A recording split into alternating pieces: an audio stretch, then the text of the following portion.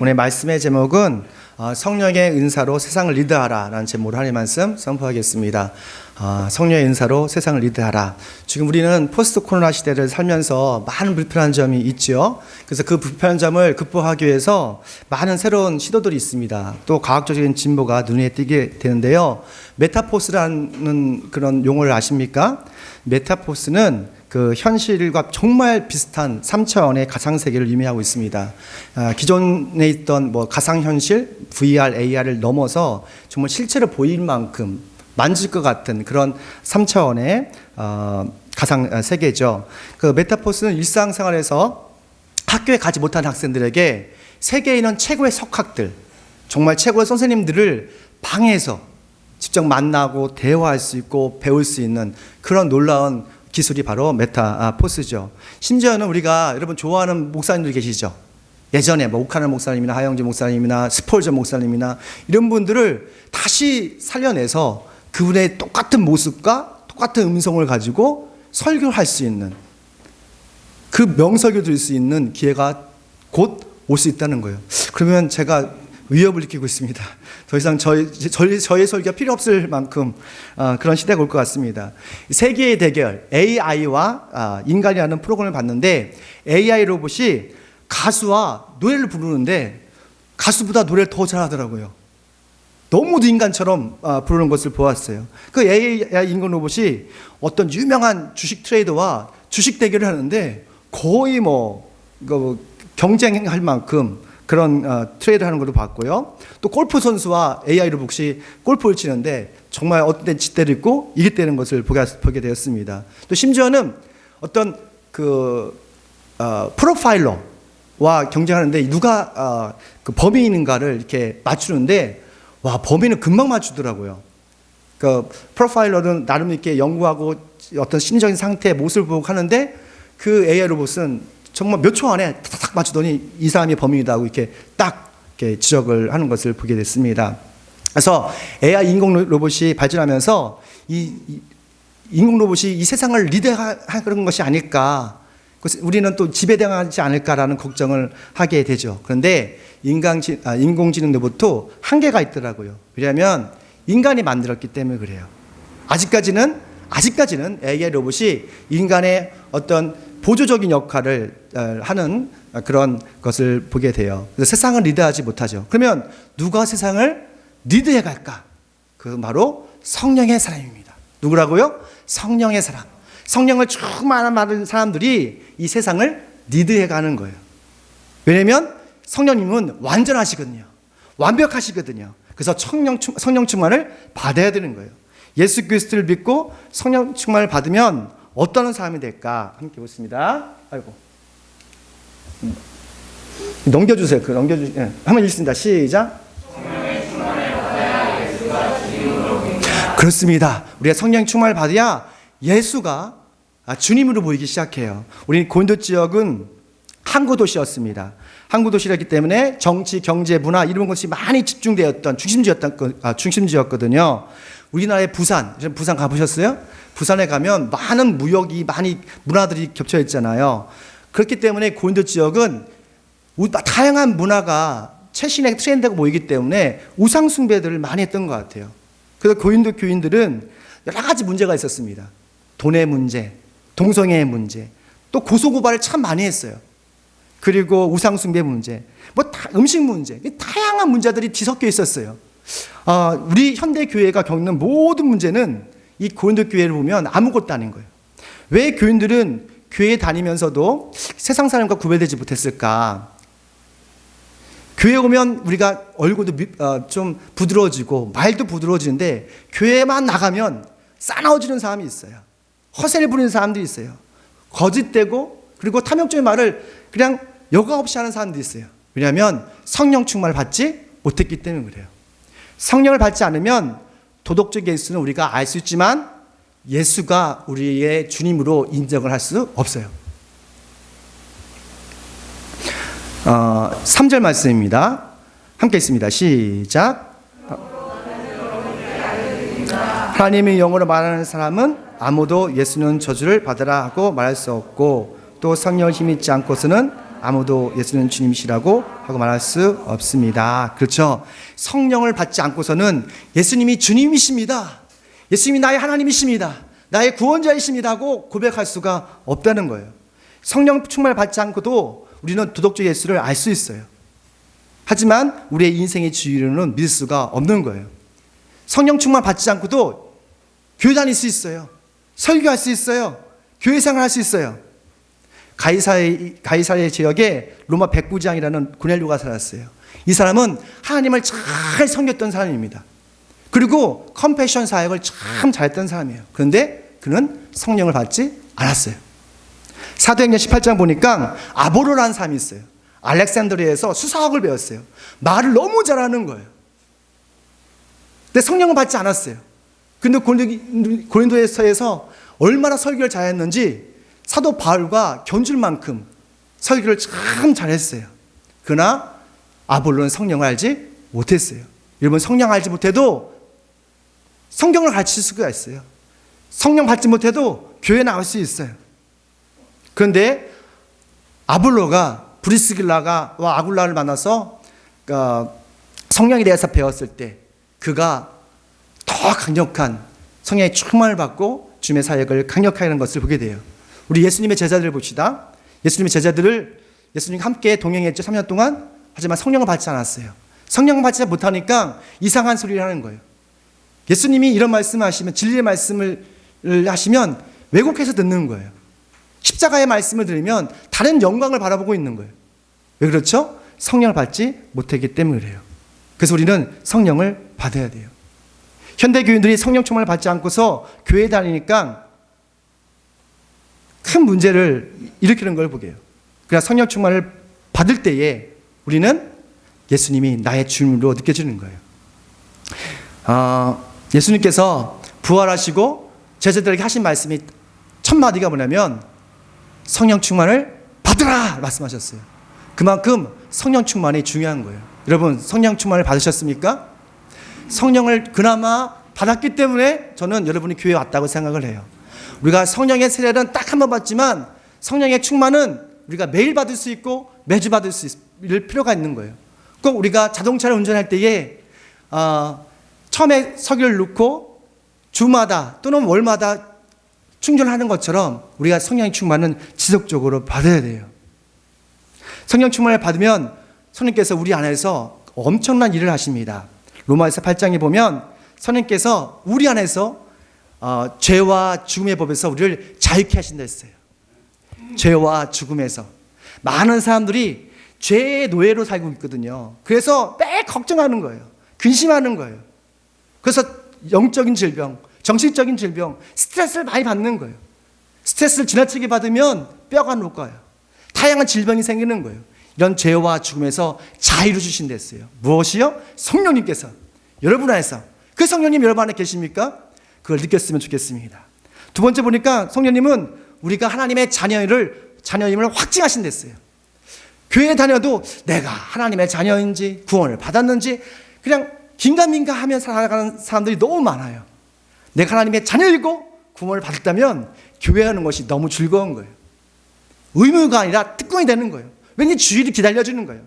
우리가 오늘 교회에 오면서 억지로 왔다면 그것은 성령 충만을 받지 못하신 거예요. 근데 오늘 주일인데 교회 가야지, 가서 주님을 찬양해야지, 그리고 나와 함께 하신 주님을 경배해야지, 그런 마음이 들었다면 여러분 성령 충만을 조금 받으신 겁니다. 또한 성령께서는 우리 안에서 우리가 연약함을 너무 잘 아세요. 우리의 부족함을 잘 아세요. 우리 지적인 것들, 의지적인 약한 것들 다 아세요. 그걸 놓고 주님께서 탄식할 수 없는 그런 탄식으로 기도해 주세요.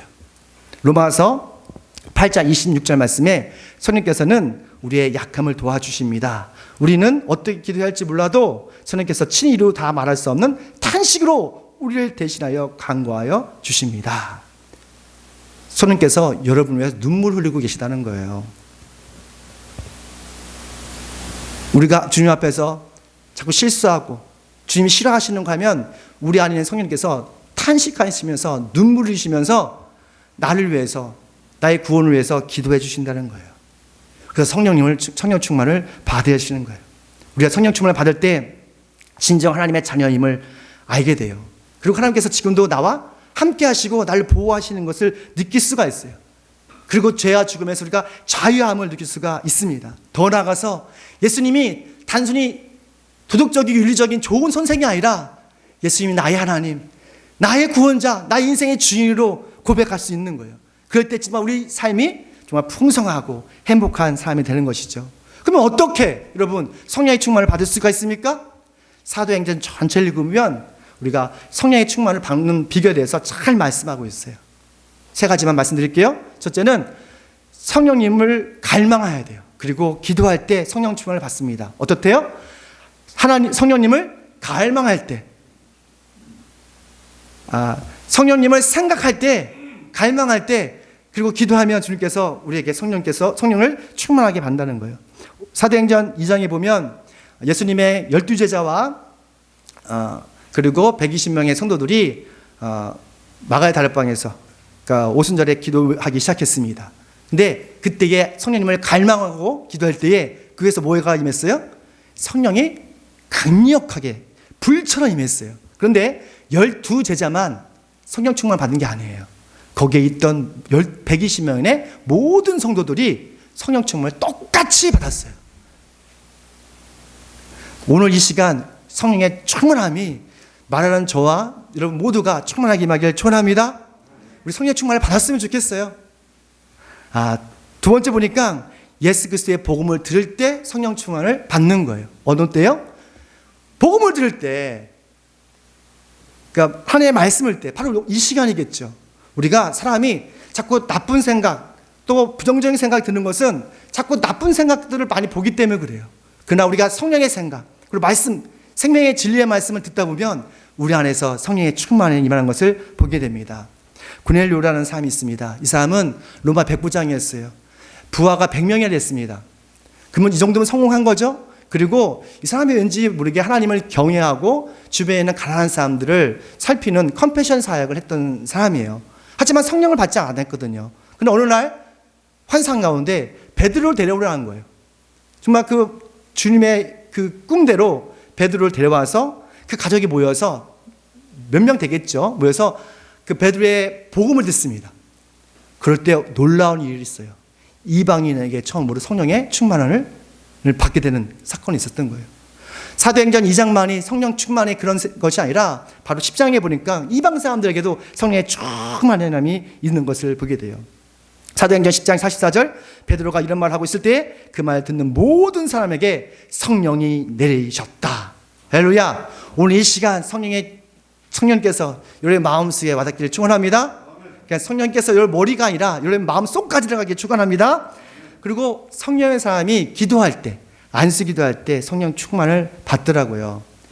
사도행전 8장에 보니까 베드로와 요한이 사마리아 사람들에게 손을 얹고 기도하니까 성령님이 그들에게 임했던 것을 보게 돼요.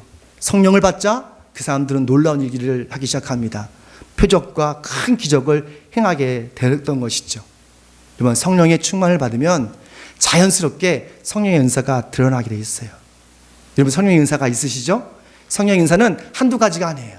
여러 가지예요. 그러면 성령의 은사는 어떤 특징을 가질까? 함께 있습니다. 시작. 아멘. 그러니까 성령의 은사는 다양합니다. 제가 성경을 다 찾아봤는데 대략적으로 27가지가 있더라고요. 성령의 은사가 27가지인데 그보다 더 있을 수도 있어요.